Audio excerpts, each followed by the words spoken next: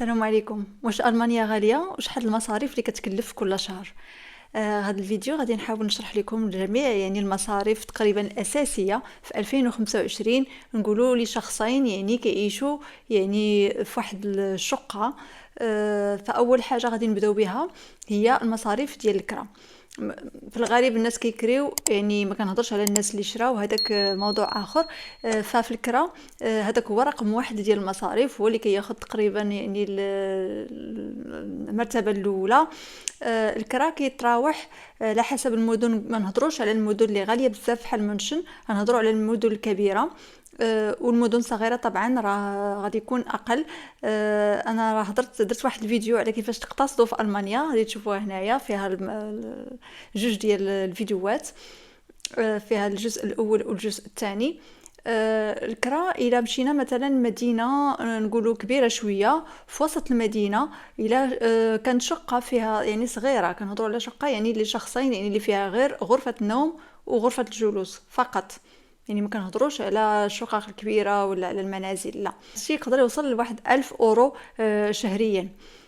يمكن دابا الا كنتو غتكريو دابا يكون اكثر.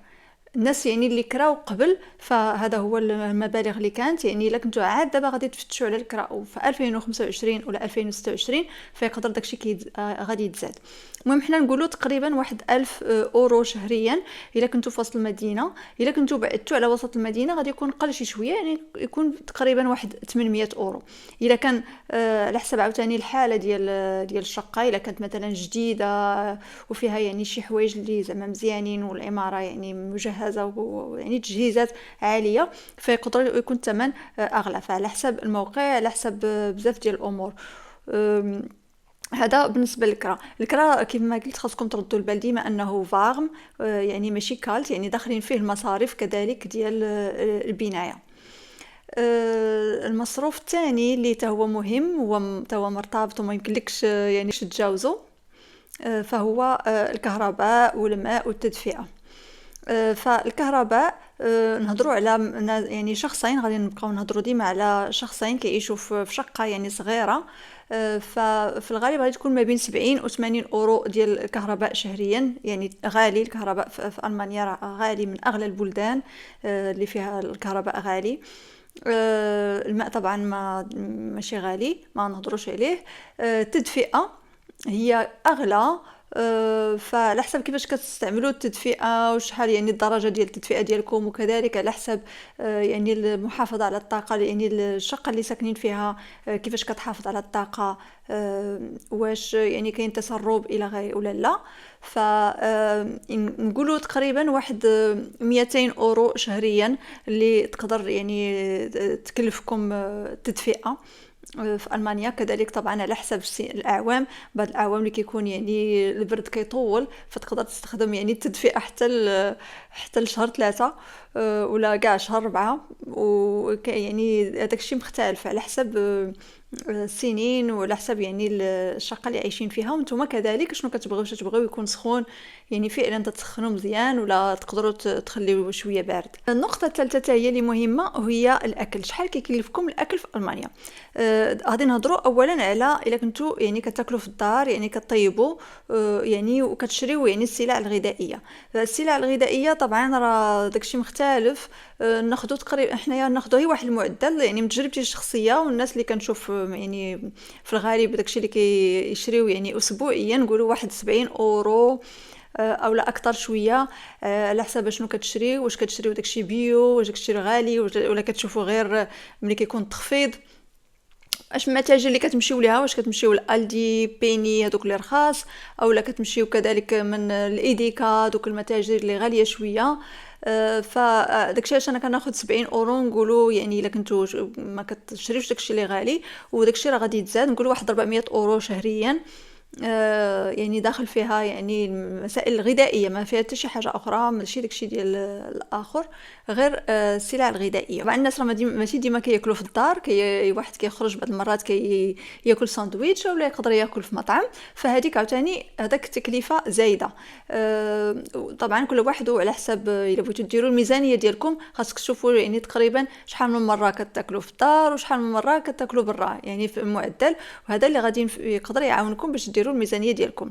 فالدونار اللي هو معروف بحال الكباب ولا يعني ساندويتشات اللي معروفين تركيا اللي كيبيعوا ساندويتشات في المانيا، فتا هما الثمن ديالهم غلا، يعني نقولوا تقريبا دابا واحد 8 9 اورو، يعني اللي تقدر تكلف طبعا شخص واحد.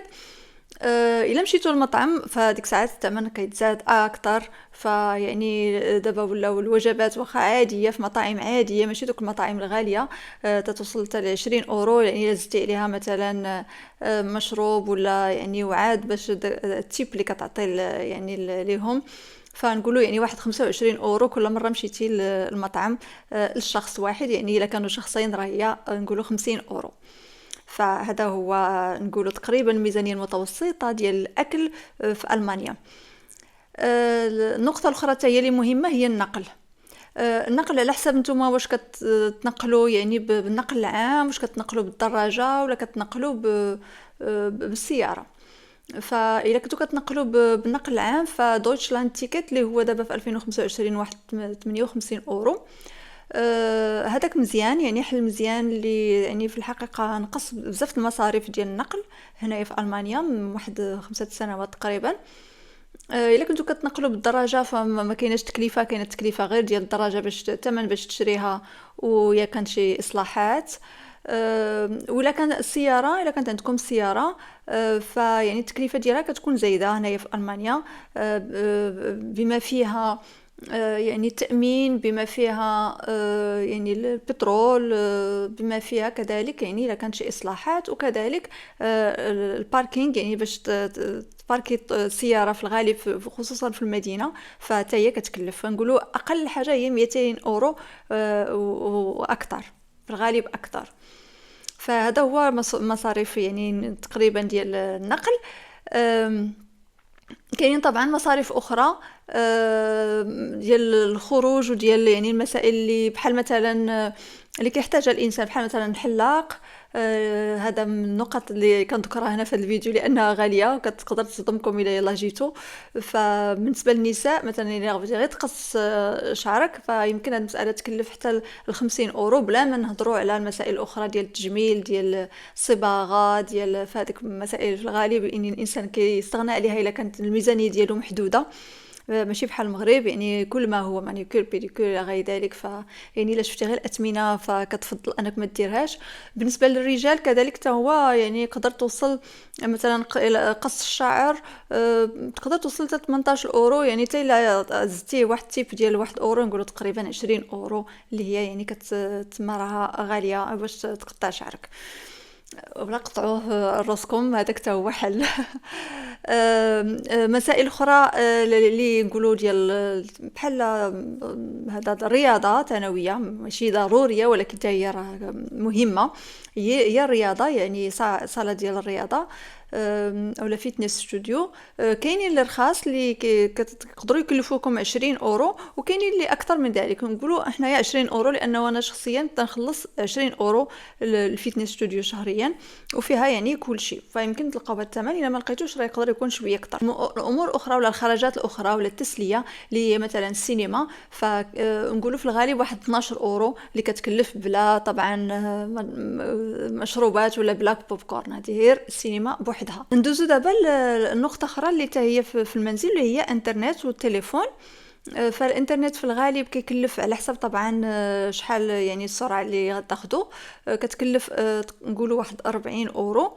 وبالنسبه للتليفون يعني لاكارت ديال التليفون يقدر تكلفك كاينين يعني داك بحال كتشارجيها اللي كتكلفك يمكن واحد 10 اورو في الشهر، ولا كنتي خديتي اشتراك فيقدر المساله تكلفك اكثر. نقطة أخيرة اللي هي مهمة في ألمانيا اللي هما التأمينات. غادي نهضر على التأمينات اللي هي أساسية إلا كنتو غادي تاخدوها. فأولا هي التأمين ما يسمى بتأمين المسؤولية المدنية ولا هافتليشفيرزيشرونغ. فهي ما غالياش، فيعني كتخلصها العام نقسموا الى قسمناها على 12 شهر نقولوا واحد 6 اورو تقريبا كتجي للشهر. كاين تأمين ديال كل ما هو يعني في داخل المنزل يعني الفراش الأجهزة إلى غير ذلك، فكتخلصها حتى هي العام ولكن كتجي تقريبا شهر واحد 10 أورو.